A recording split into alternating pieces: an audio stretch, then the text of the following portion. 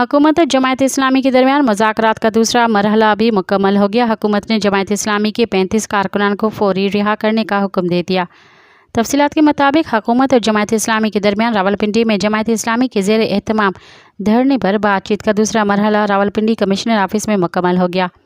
हुकूमती वफद में वज़ीर इत्तलात अता तारर डॉक्टर फजल चौधरी और वफाकी वज़ीर बराए अमूर कश्मीर और बिल्तिस्तान अमीर मकाम शामिल थे, जबकि जमायत इस्लामी वफद की क़यादत लियाकत बलोच ने की।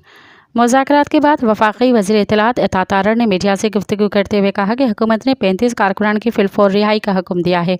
उन्होंने कहा कि 200 यूनिट वाले सार्फिन को 50 अरब की सब्सिडी 2 माह के लिए दी है। मज़ीद ख़बरन ऐं तफ़सीलात लाइ विज़िट कयो असांजी वेबसाइट www.awamiNewsHD.com ऐं ॾिसंदा रहो अवामी न्यूज़ HD।